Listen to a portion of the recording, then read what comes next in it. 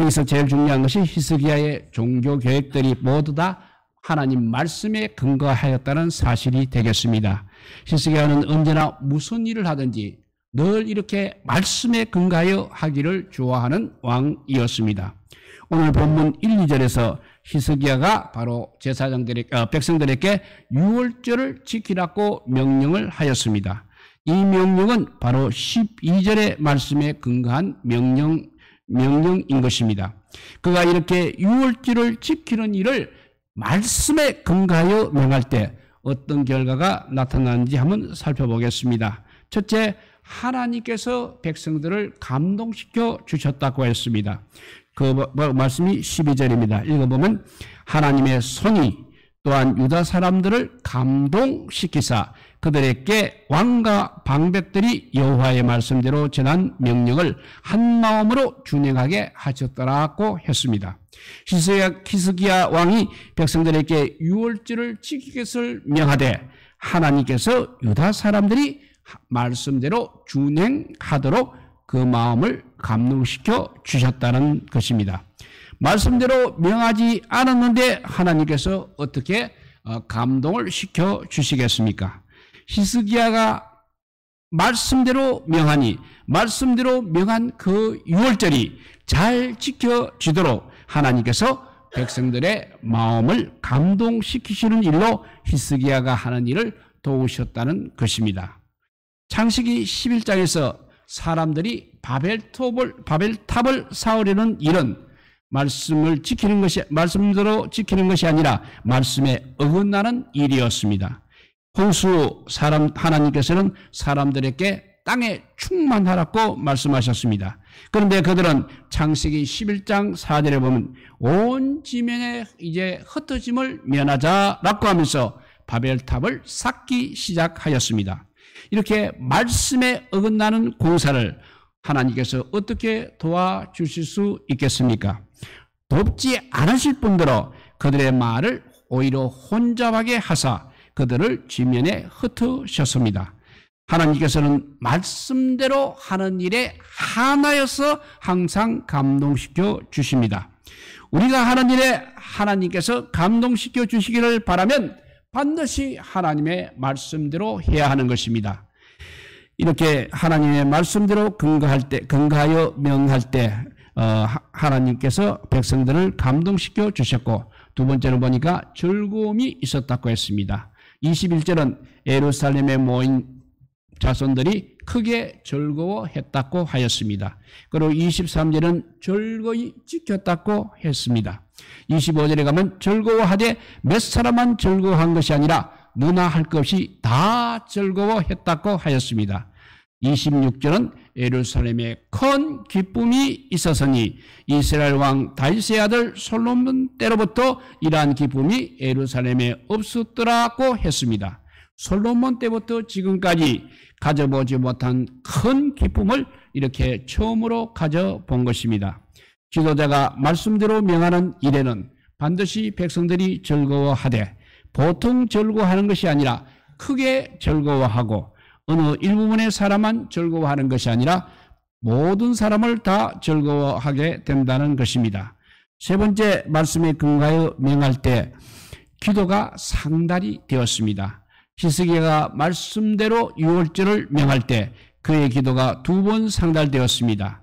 하나는 18절에서 20절의 경우입니다. 그리고 다른 하나는 27절의 경우가 되겠습니다. 이 18절에서 20절 경우에서는 에브라임과 므낫세와 이사갈과 스불론 지파의 사람들이 자기를 깨끗하게 하지 아니하고 유월절 양을 먹으므로 20절의 말씀대로 어떤 육체적인 병에 걸리는 벌을 받았던 것 같습니다. 그때 히스기야 왕이 이제 하나님께 기도하였습니다. 그랬더니 하나님께서 히스기야의 기도를 들으시고 그들의 병을 고쳐 주셨습니다. 두 번째 27절에 보면 제사장과 레위 사람들이 백성을 위하여 축복하는 기도가 하늘에 이르렀다고 했습니다. 하나님께서 말씀대로 하는 자의 기도를 이렇게 들으시는 것입니다. 그러니까 내가 하는 일에 하나님께서 감동시켜 주시기를 바랍니까? 내가 하는 일로 말미암아 많은 사람들이 즐거워하기를 바랍니까? 일을 하는 도중에 내 기도가 하나님 앞에 상달되기를 바랍니까? 그렇게 하기를 원한다면 모든 일을 말씀에 근거해야 하는 것입니다. 모든 일을 말씀에 근거하여 해야 하는 것입니다. 히스기야 왕이 말씀에 근거하여 백성들에게 유월절을 지키라고 시달하자 백성들은 몹시 즐거워했다고 했습니다. 이러한 면에서 히스기야 왕은 자기가 결정한 일로 백성들을 즐겁게 한 왕이었던 것입니다. 교회 지도자는 어떤 결정을 내려 교회에 시달하고 있습니까? 우리의 결정이 히스기야처럼 하나님의 명령에 하나님 말씀에 근거한 결정, 사도들처럼 성령께서 함께 하셔서 되어진 결정을 교회에 시달할 때 온 교회가 기뻐하고 즐거워하는 것입니다. 여호수아서 9장에서 여호수아가 기본과 하친한 것처럼 하나님께 묻지 아니하고 인간적인 생각대로 결정하고 교회에 시달할 때는 온 교회가 지도자를 원망할 것입니다. 하나님의 말씀에 근거한 결정을 내려 온 교회가 기뻐하고 즐거워하는 결정을 시달해야 하는 것입니다. 교회가 원망할 수밖에 없는 결정을 내려 시달해서는 안 된다는 말씀이 되겠습니다. 오늘 6절에서 9절에 보면 우리가 여호와께로 돌아가게 되면 여호와께서 어떻게 해주시는지에 대해서 세 가지를 말하고 있습니다. 첫째는 여호와께서 우리에게 돌아오시겠다고 하셨습니다. 6절에서 왕의 보발꾼들이 이스라엘과 유다에 두루다니며 이스라엘 자손들아 너희는 아브라함과 이삭과 이스라엘의 하나님 여호와께로 돌아오라. 그리하면 그가 너희 남은 자 곧 아수르 왕의 손에서 벗어난 자에게로 돌아오시리라고 전하였습니다. 범죄하여 하나님을 멀리 떠났던 인생들이 회개하고 하나님 앞에 돌아올 때 하나님께서도 돌아오시겠다는 말씀인 것입니다. 스가랴서는 범죄하여 바벨론의 포로로 끌려갔던 이스라엘이 회개를 하고 제사함을 받은 후에 고국 예루살렘에 돌아와서 성전을 짓게 한 사실을 기록한 책이 스가랴서입니다. 범죄했던 그 이스라엘이 이제 회개하고 돌아올 때 우리 하나님께서 어떻게 해 주셨느냐 하면 스가랴서 1장 16절을 보게 되면 그러므로 여호와가 이처럼 말하였노라. 내가 불쌍히 여김으로 예루살렘에 돌아왔은즉 내 집이 그 가운데 건축되리니 라고 하셨습니다. 범죄한 이스라엘이 회개하고 하나님께로 돌아올 때 하나님께서도 긍휼히 여기심으로 예루살렘에 돌아오시겠다고 말씀하셨습니다. 스가랴서 또 8장 3절을 보면 여호와가 이같이 말하노라. 내가 시온에 돌아와 예루살렘 가운데 거하리니 라고 말씀하셨습니다. 이스라엘이 회개하고 하나님께로 돌아올 때 하나님께서 시온에 돌아오시는 것입니다. 우리가 회개하고 하나님께로 돌아올 때 하나님께서도 우리에게로 돌아오시는 날인 것입니다. 두 번째, 여호와께로 돌아가게 되면 원수의 나라에 사로잡힌 포로민들이 고국으로 돌아오게 된다고 하셨습니다. 9절에 보면 너희가 만일 여호와께 돌아오면 너희 형제들과 너희 자녀가 사로잡은 자들에게서 자비를 입어 다시 이 땅으로 돌아오리라고 했습니다.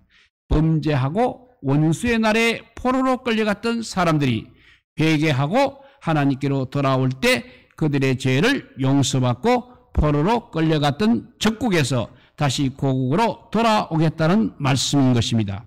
이스라엘이 범죄하여서 적국에 포로로 끌려갔다 할지라도 그들이 마음을 다하고 뜻을 다하여 하나님께 돌아오게 되면 비록 그들이 하늘가에 있을지라도 하나님께서 그들을 거기에서부터 이끌어 고국으로 돌아오게 하시겠다는 말씀입니다. 열왕기상 8장 33절과 34절에 보면 솔로몬이 성전 낙성식 때 한 기도가 이런 기도였습니다. 만일 주의 백성 이스라엘이 주께 범죄하여 적국 앞에 패하게 되므로 주께로 돌아와서 주님의 이름을 인정하고 이 성전에서 주께 기도하며 간구하거든 주님께서는 하늘에서 들으시고 주님의 백성 이스라엘 죄를 사하시고 그들의 조상들에게 주신 땅으로 돌아오게 하옵소서라고 그렇게 낙성식에서 솔로몬이 기도를 했습니다. 여기서도 마찬가지로 범죄하여 적국의 포로로 끌려갔던 이스라엘이 회개하고 하나님께 돌아올 때 포로 생활에서 해방되어 고국으로 돌아오게 될 것을 말씀하고 있는 것입니다. 이렇게 우리가 여호와께로 돌아오면 여호와께서도 역시 우리에게로 돌아오시겠다고 하셨고 원수의 나라에 사로잡혀든 포로민들도 고국으로 돌아오게 된다고 하셨습니다. 세 번째, 주님의 얼굴을 우리에게서 돌이키지 않겠다고 하셨습니다. 9절 말씀입니다. 너희가 그에게로 돌아오면 그의 얼굴을 너희에게서 돌이키지 아니하시리라 하였더라고 합니다. 우리가 범죄할 때 하나님께서는 우리에게서 우리 얼굴을 돌이키시고 얼굴을 숨기십니다. 그런데 우리가 범죄할 때 하나님께서 얼굴을 가리시는 것도 사실이지만 이사야서 59장 2절을 보게 되면 하나님께서 얼굴을 가리시는 것보다 우리 편에서 오히려 하나님의 얼굴을 가려온다고 하였습니다. 그 말씀을 이사야서 59장 2절을 읽어보면 오직 너희 죄악이 너희와 너희 하나님 사이를 갈라 놓았고 너희 죄가 그의 얼굴을 가려서 너희에게서 듣지 않으시게 함이니라고 했습니다. 우리의 죄 때문에 하나님께서는 우리를 향하여 얼굴을 숨기십니다. 그러나 우리가 회개하고 하나님께 돌아올 때는 다시는 우리에게서 얼굴을 돌이키지 아니하시고 자비로우신 얼굴로 우리를 향해 주신다는 것입니다. 범죄한 인간이 하나님께 돌아올 때 하나님께서는 반드시 우리에게로 돌아오시고 우리의 포로를 돌리시고 그 얼굴을 우리에게서 돌이키지 아니하시니 우리도 하나님께 돌아가서 이 세 가지 은혜를 받을 수 있기를 바랍니다. 이제 11절에 보면 하나님의 손이 나옵니다. 하나님의 손이 또한 유다 백성들을 감동시키사 그들에게 왕과 방백들이 여호와의 말씀대로 전한 명령을 한마음으로 준행하게 하셨더라고 했습니다. 많은 사람들을 감동시키는 일이 얼마나 어려운 일입니까? 그런데 12절은 왕과 방백들이 여호와의 말씀대로 전한 명령을 한마음으로 준행할 수 있도록 하나님의 손이 유다 사람들을 감동시켰다고 합니다. 유다 사람들이 왕과 방백들이 여호와의 말씀대로 전한 명령을 한마음으로 준행할 수 있도록 이렇게 감동된 것은 순전히 하나님의 손의 힘이라고 말씀하고 있는 것입니다. 성경에 보면 우리 하나님의 손이 역사한 놀라운 이들이 많이 있습니다. 그 가운데 몇 가지만 추려서 한번 살펴보도록 하겠습니다. 에스라서 8장 31절 말씀입니다.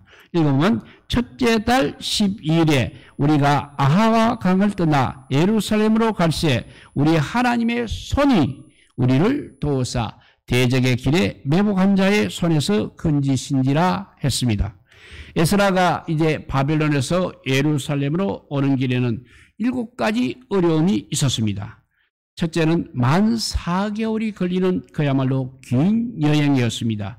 그래서 에스라서 7장 9절에 보면 첫 달 초 하루에 바벨론에서 길을 떠났고 하나님의 선한 손에 도우심을 입어 다섯째 달 초하루에 예루살렘에 이르니라 했으니까 그야말로 만 4개월이 걸리는 긴 여행이었습니다.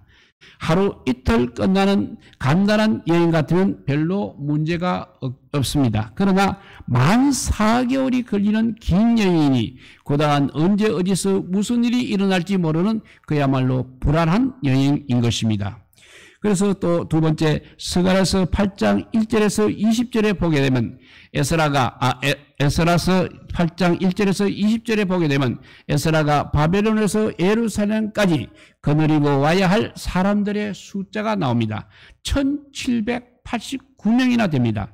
여행을 하되 나 혼자 걸어가는 간단한 여행이 아니고 1789명의 많은 사람을 거느리고 가는 여행입니다. 그러니 에스라의 책임이 얼마나 무거웠겠습니까? 세 번째, 에스라 8장 21절에 보면 에스라가 길을 떠나기 전에 앞으로 있을 안전한 여행을 선포했습니다. 그 금식 기도의 제목 중에 하나가 어린 아이들이라고 했습니다. 1789명의 어른들만 오는 것이 아니라 그 수에 딸린 어린 아이들까지 함께 와야 했습니다. 그러니 어린 아이들을 또 돌보는 책임이 얼마나 무거웠겠습니까? 또 네 번째 어려움은 에스라서 8장 21절에 금식 기도의 다른 제목 중에 하나는 모든 소유라고 했습니다. 본문에는 그냥 소유라고만 했지 그 내용은 밝히지 않았습니다. 그러니 아마 많은 많은 짐승들을 소유로 표현한 것 같습니다. 1789명의 어른과 어린 아이들만이 아니라 많은 짐승까지 함께 해야 하는 정말 무거운 여행이었습니다. 다섯 번째 어려움은 에스라서 8장 24절에서 30절에 보면 귀중품인 금과 은과 녹그릇들을 가지고 왔습니다. 그리고 여섯 번째 어려움은 지금까지 말한 어려운 여행이라 해도 4개월 걸어오는 동안 누구 하나 건드린 자가 없는 무사태평한 여행길 같으면 좋겠습니다. 그런데 에스라서 8장 31절에 보면 그 여행길은 대적과 길에 매복한 자가 숨어 있다가 지나가는 사람들을 죽이고 물건을 빼앗아가는 위험천만한 길이라고 했습니다. 마지막 이것째 위험한 것은 미혹 대적과 길에 매복한 자들이 습격하는 위험천만한 길이라 할지라도 지켜주는 호위병이 있으면 문제가 좀 수월합니다. 그래서 느헤미야 22장 7절에서 9절에 보면 느헤미야가 올 때는 호위병들이 동행해 주었다고 했습니다. 에스라도 왕에게 호위병을 구하기만 하면 얼마든지 딸려 보낼 수도 있었습니다. 그렇지만 에스라는 자기를 도울 보병과 마병을 왕에게 구하는 일을 부끄러워하여 일부러 빈손으로 왔다고 했습니다. 그래서 대적들이 습격하면 고스란히 당할 수밖에 없는 그야말로 위험천만한 4개월간의 여행길이었습니다. 이 위험한 일이 7가지나 도사리고 있는 어려운 길을 어떻게 무사히 왔다고 했습니까? 그 까닭은 오직 에스라서 8장 31절에 보면 우리 하나님의 손이 우리를 도사라고 했습니다. 그러니 하나님의 손의 도우심이 얼마나 놀라운 것입니까? 그런데 하나님의 손의 도우심을 받는 비결은 무엇이겠습니까? 에스라서 8장 21절에 그때 내가 아하와 강가에서 금식을 선포하고 우리 하나님 앞에서 스스로 겸비하여 우리와 우리 어린아이와 우리 모든 소유를 위하여 평탄한 길을 그에게 강구하였으니 했습니다. 그 결과 에스라서 8장 23절에 그의 응답하심을 입었느니라 했습니다. 이렇게 에스라가 4개월 동안 바벨론에서 예루살렘에 오는 길에 위험할 때 여호와의 손이 임한 것 하나 하고, 두 번째는 이사야서 63장 12절에 보면 그의 영광의 팔이 모세의 오른손을 이끄시며 라는 말씀이 있습니다. 모세를 통하여 놀라운 기적과 기사가 얼마나 많이 이루어졌습니까? 그런데 그 비결을 이사야서 63장 12절에 보면 여호와께서 영광의 팔로 모세의 오른손을 이끌어 주셨기 때문이라고 했습니다. 그런데 모세가 행한 기적의 대표는 출애굽기 14장 21절이 되겠습니다. 출애굽기 14장 21절에 보면 모세가 바다 위로 손을 내밀매 여호와께서 큰 동풍이 밤새도록 바닷물을 물러가게 하시니 물이 갈라져 바다가 마른 땅이 된지라고 했습니다. 모세가 바다 위로 손을 내미니 물이 말랐다고 했습니다. 모세의 손에 무슨 힘이 있었겠습니까?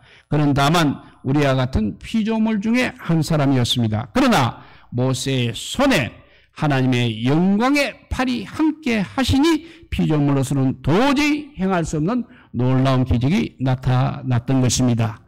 그리고 세 번째 예로는 사도행전 11장 20절과 21절에 보면 그 중에 구브로와 고레네 몇 사람이 안디옥에 이르러 헬라인들에게도 말하여 주 예수를 전파하니 주의 손이 그들과 함께 하심에 수많은 사람들이 믿고 죽게 돌아오더라는 말씀이 있습니다. 우리가 전도한다고 다 믿습니까? 아무리 전도하여도 믿지 않는 일들이 얼마나 많이 있습니까? 더욱이 여기 나오는 헬라인들은 어떠한 사람들입니까? 고린도전서 1장 22절에 보면 헬라인들은 지혜를 찾는다고 했습니다. 따라서 고린도전서 1장 23절에는 헬라인들이 복음을 미련한 것으로 여겨 받지 않는다고 하였습니다. 그런데 어떻게 사도행전에서 수다한 헬라 사람들이 믿고 죽게 돌아올 수 있었겠습니까? 그 이유는 사도행전 11장 21절 주의 손이 그들과 함께 하심에였던 것입니다. 헬라인들에게 전하는 구브로와 고레네 사람들에게 주의 손이 함께하여 역사하실 때 보통 때는 지혜를 찾으며 복음을 그냥 미련하게 여겨 믿지 않던 그 수많은 헬라 사람들이 믿고 주님께로 돌아오는 엄청난 결과가 이루어졌던 것입니다. 지금까지 세 가지로 하나님의 손이 얼마나 놀라운가를, 하나님의 손의 영향이 얼마나 놀라운가를 살펴보았습니다. 바라건대 왕과 방백들이 여호와의 말씀대로 전한 명령을 한마음으로 준행할 수 있도록 이스라엘 백성들을 감독시켰던 오늘 역대하 30장 12절에 하나님의 손, 그리고 에스라스 8장 32절에 7가지 어려움이 있었음에도 불구하고 4개월 동안 에스라 인령을 바벨론에서 예루살렘에 이를 때까지 지켜줬던 하나님의 손, 그리고 이사야서 6장 12절에는 모세의 오른손과 함께 해주셨던 여호와의 팔, 그리고 사도행전 11장 21절에 나오는 복음에 대하여 그렇게 까다로운 헬라 사람들이 수다히 믿게 하셨던 그 하나님의 손이 오늘날 우리를 위해서도 역사해 주시기를 우리 주님의 이름으로 축복드립니다. 기도하겠습니다. 사랑의 하나님 감사합니다. 이 어려운 세상 아버지여, 정말 아버지여, 돌았으면 또 새로운 아버지여 어려움이 우리 눈앞에 항상 도사리고 있습니다. 그렇다고 해서 늘 불안하고 초췌하게 지낼 수 없습니다. 우리 모두 믿음의 사람이 되었으니 하나님의 손이 늘 지켜주시기를 간구하며 기도하며 예배하게 하여 주시옵소서. 그래서 정말 하나님의 손이 우리와 함께 하실 때 많은 세상 사람들을 아버지와 변화시킬 수 있을 뿐만 아니라 우리 자신이 하나님과 더 가까운 사람이 될 수 있음을 감사드립니다. 우리 모두 어려우면 어려울수록 하나님의 손을 붙잡는 저희들 되게 하여 주시고 주의 전에 올라오는 저희들 되게 하여 주시고 말씀과 기도로 무장하여서 이 세상의 모든 고통과 고난 잘 이기고 마지막 날 주님 앞에서는 우리 모두가 되게 하여 주시기를 주여 간절히 빌고 원하오며 우리 구주 예수 그리스도 이름으로 기도드리옵나이다. 아멘. 예, 찬송가 220장입니다.